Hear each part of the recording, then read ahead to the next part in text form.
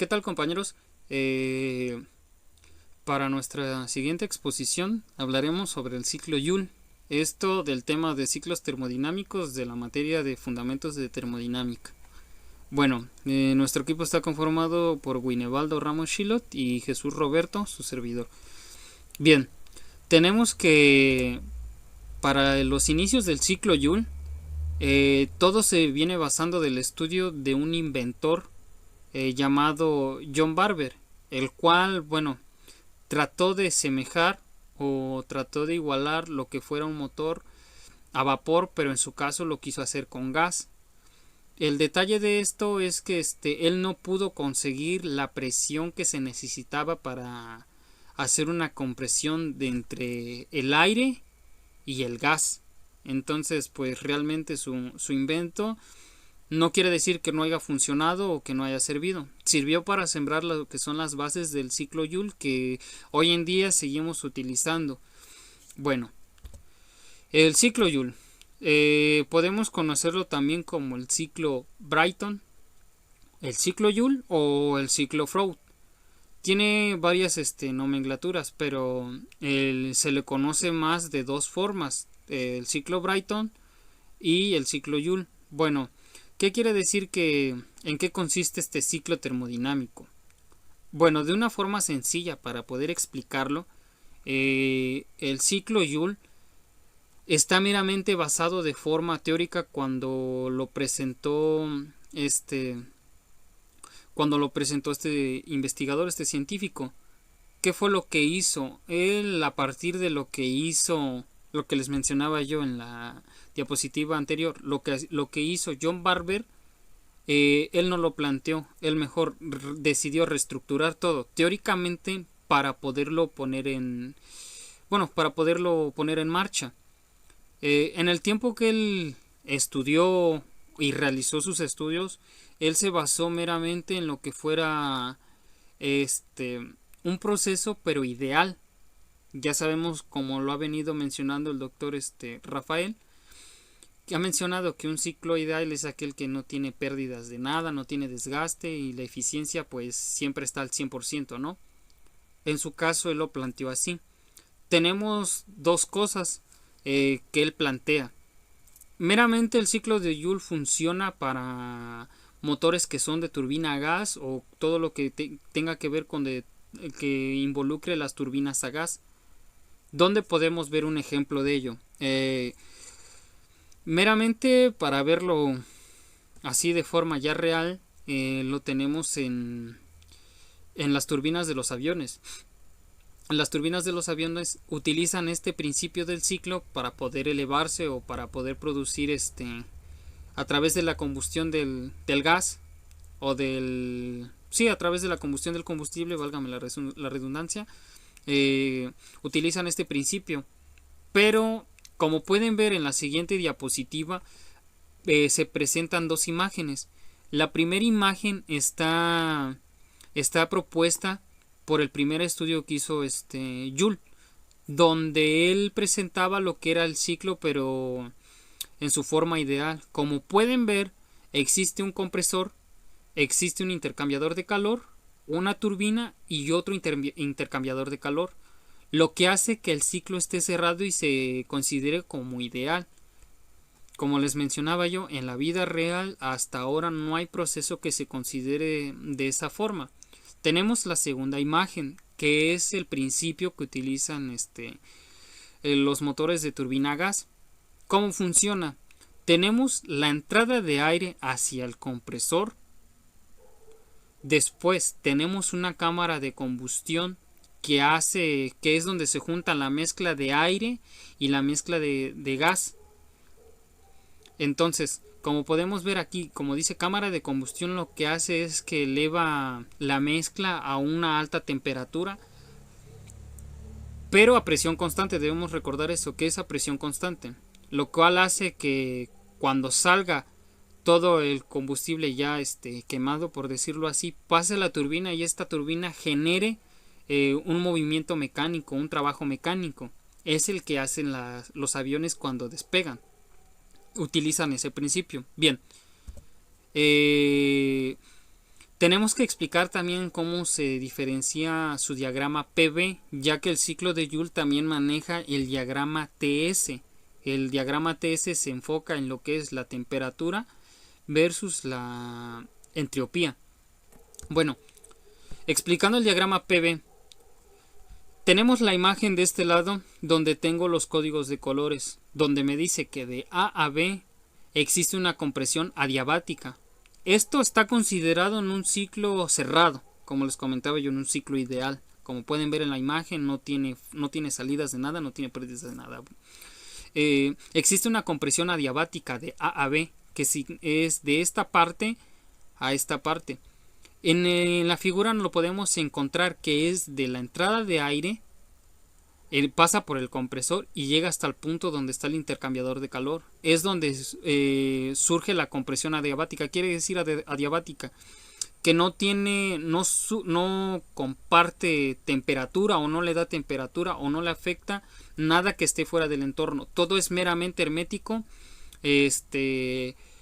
sellado en su tanque. O sea, no tiene contacto con el exterior, no tiene contacto con el entorno. De ahí pasamos de B a C, donde existe el calentamiento a presión constante. Es lo que les mencionaba yo sobre el intercambiador de calor. Seguido de eso tenemos de C a D, que es de C a D, la expansión adiabática, que es lo que hace que la turbina pueda moverse, es lo que les comentaba yo. Existe la expansión adiabática, la cual también, o sea, todo va dentro de un tanque o de una tubería que no tiene contacto con el exterior, o por lo tanto pues no hay pérdidas. Bueno, como no hay pérdidas, hace que se mueva 100% y que sea eficiente el movimiento de la turbina. De ahí contempla lo que es de D a A, que es un enfriamiento a presión constante, que surge aquí o pasa aquí en el intercambiador de calor. ¿Qué es lo que propone este ciclo? Que el mismo aire que entra o la misma mezcla de gas que tiene adentro va a funcionar para todo el ciclo perpetuamente. O sea, que no va a tener pérdidas ni nada. O sea, el mismo aire que entra es el mismo aire que tiene que salir. Obviamente nosotros sabemos que en la vida real eso no pasa, y más adelante les voy a pasar una imagen. Bueno, de ahí también tenemos lo que es el diagrama TS, que maneja lo mismo. O sea, tenemos que de 1 a 2 existe una compresión isentrópica. ¿Qué quiere decir que es isentrópica? Quiere decir que es que la entropía no sufre cambios, no tiene ningún cambio de nada, ni de calor ni de temperatura, nada le afecta. Es lo mismo que explicaba yo arriba en el diagrama PV. De ahí tenemos que del punto de 2 a 3, adición de calor a presión constante. Esto más adelante mi compañero Guinebaldo lo va a explicar cómo se emplea dentro de un problema. De ahí tenemos del punto 3 a 4 una expansión isentrópica, que es la expansión que se genera para que la turbina pueda tener fuerza y generar el esfuerzo mecánico. Bien, les mostraré el video de cómo se utiliza o cómo se puede ver este diagrama si lo tuviéramos de forma ideal y cómo se vería en una imagen. Miren, tenemos aquí el diagrama de PV, que es el que les había yo mencionado, y tenemos que del punto 1 al punto 2 existe la entrada de aire, o que ya tiene el aire adentro y que no tiene ninguna modificación. Esto es el compresor que va a pasar a una cámara de calor o un intercambiador de calor, lo cual hace que ese aire se eleve, se expanda, y junto con la mezcla de gas pues genere explosión, ¿no? Que exista una combustión, para que esta, una vez que salga liberada a través del punto 3 y que pase por la turbina, pueda generar un movimiento mecánico y pueda pues, obviamente generar un trabajo mecánico, ¿no? De ahí del punto 3 al punto 4 es el movimiento que les decía yo que tienen que hacer, y del punto 4 al punto 1 lo que genera es lo que les comentaba yo del ciclo perfecto, que no tiene pérdidas, porque agarra y el mismo aire que entró hizo todo el ciclo y volvió a regresar e hizo lo mismo. Más adelante mi compañero Guinebaldo les explicará un problema enlazado a un problema real de una generadora de electricidad, pero tomado en cuenta como si fuera un proceso de ciclo Joule, pero en forma ideal. Pues, ¿qué tal, compañeros? Yo les voy a explicar acerca de cómo resolvemos el ejemplo número 1, la cual dice, el planteamiento del problema dice que una central eléctrica de turbina de gas que opera en un ciclo Brayton ideal tiene una relación de compresión de 8. La temperatura del gas es de 300 Kelvin en la entrada del compresor y de 1300 Kelvin en la entrada de la turbina. Utilice las suposiciones de aire estándar y determine en el inciso A la temperatura del gas a la salida del compresor y de la turbina. En el inciso B, la eficiencia térmica. Pues en la siguiente diapositiva vamos a ver el procedimiento de cómo resolvemos este ejemplo. Y aquí podemos observar como primer punto, tenemos el diagrama de temperatura de entropía, en la cual el problema nos dice que la temperatura de la entrada del compresor es de 300 Kelvin y la temperatura en la entrada de la turbina es de 1300 Kelvin. Para resolver el inciso A, nos vamos a que el proceso de 1 a 2, la compresión es isentrópica de un gas ideal, en el cual conocemos su temperatura, que es de 300 Kelvin.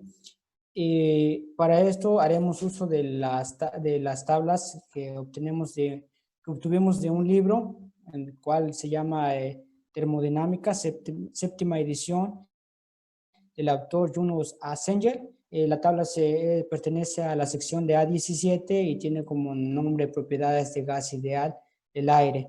Y pues acá tenemos la temperatura, que es de 300 Kelvin. Aquí nos daría una entalpía de 300.19, la entalpía. En la entalpía, en todo el ejemplo, vamos a manejar kilojoules sobre kilogramos.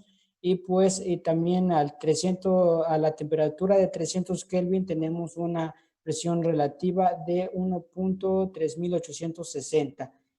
Y pues ya regresamos a la diapositiva, que sería la temperatura 1. Aquí tenemos los datos y ya obtenemos que la temperatura 1 del punto 1 es de 300 Kelvin, la entalpía es de 300.19 y la presión relativa es de 1.386. Vamos a calcular la presión relativa del punto 2, donde haremos uso, donde existe que la siguiente fórmula que dice que la relación de presión es igual a presión 2 entre presión 1. Acá el problema ya nos da la relación de presión, que es de 8. Acá obtenemos, y presión relativa es de 1.386. Al multiplicar estos datos, obtenemos el resultado de 11.09. Al hacer uso otra vez de las tablas, tenemos que al tener esto, tenemos una temperatura de 540 Kelvin. Y pues esta temperatura, si la buscamos otra vez en la tabla, obtendríamos una entalpía de 544.35 kilojoules sobre kilogramos. Y pues en del proceso 3 al 4 es una expansión isentrópica de un gas ideal, en el cual también conocemos, el problema nos da su temperatura, que es de 1300 Kelvin. Al hacer uso de las tablas igual, obtenemos una entalpía de 1395.97 y una presión relativa de 330.9. Y pues posteriormente calculamos la presión relativa del punto 4, que es igual a presión 4 entre presión 3 por presión relativa del punto 3, que es igual a 1/8 por 330.9, nos da una presión relativa de 41.36. Y al tener esto, hacemos uso otra vez de las tablas, en la cual, con la finalidad de encontrar la temperatura del punto 4, en donde obtenemos que la temperatura es de 770 Kelvin. Así también ahí podemos encontrar que la entalpía del punto 4 sería de 784.37 kilojoules sobre kilogramos. Y pues como resultado al inciso A, obtenemos que la temperatura de salida al compresor sería el de 540 Kelvin, temperatura 2, y la temperatura de salida a la turbina sería de 700 Kelvin, y es así como resolvimos el inciso A. Posteriormente calcularíamos la eficiencia la eficiencia térmica de nuestro motor, en donde para calcular la eficiencia tenemos que calcular el trabajo neto, en la cual se calcula con la entalpía del punto 3 menos la entalpía del punto 2, en la cual tenemos que el trabajo neto es de 1395.97 menos 544.35. Al realizar esta resta obtenemos que el calor total es igual a 851.62 kilojoules sobre kilogramos. Así también necesitamos calcular el trabajo neto, que se calcula con el trabajo de salida menos el trabajo de entrada. Para calcular el trabajo de la compresión de entrada es igual a la entalpía del punto 2 menos la entalpía del punto 1. Al realizar esta operación obtenemos que la entalpía del punto, que el trabajo de compresión de entrada es igual a 544.35 menos 300.19. Al hacer esta resta obtenemos que el trabajo neto total es de 244.16 kilojoules sobre kilogramo.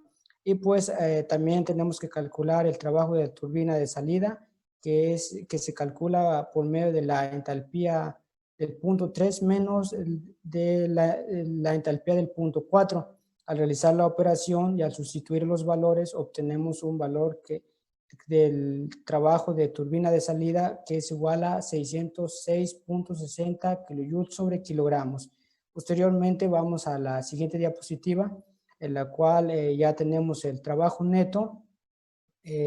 Calcularemos el trabajo neto por medio del trabajo de salida menos el trabajo de entrada. Al realizar la resta de esto, obtenemos que el trabajo neto es igual a 362.44 kilojoules sobre kilogramo. Y sabemos que para calcular la eficiencia térmica de nuestro motor es igual a la eficiencia, es igual a trabajo total sobre dividido entre el calor de entrada. Y pues aquí tenemos los valores del trabajo total y el calor de entrada. Y pues hacemos la operación del trabajo total sobre el calor de entrada de 362.44 kilojoules sobre kilogramos entre 851.62 kilojoules sobre kilogramos, y obtenemos que la eficiencia sería de 0.426. Si esto lo multiplicáramos por 100, obtendríamos que la eficiencia sería de 42.6%. Otra de las formas para calcular la eficiencia térmica es con la siguiente fórmula, que es esta, en donde dice que la eficiencia térmica es igual a 1 menos el calor de salida sobre el calor de entrada. Y pues el calor de entrada ya lo conocemos, que es el de 851.62 kilojoules sobre kilogramos. Y pues para calcular el calor de salida tenemos que restar la entalpía del punto 4 menos la entalpía del punto 1, que es de 789.37 menos 300.19, y obtenemos que el calor de entrada es de 489.2 kilojoules sobre kilogramos. Al realizar la división, al realizar la división del calor de salida entre el calor de entrada, obtenemos un resultado de 0.58, esto se le resta un 1, y pues básicamente la eficiencia total de nuestro motor es de 0.42, y es como resolvemos el inciso B. Y con esto concluyo, compañeros.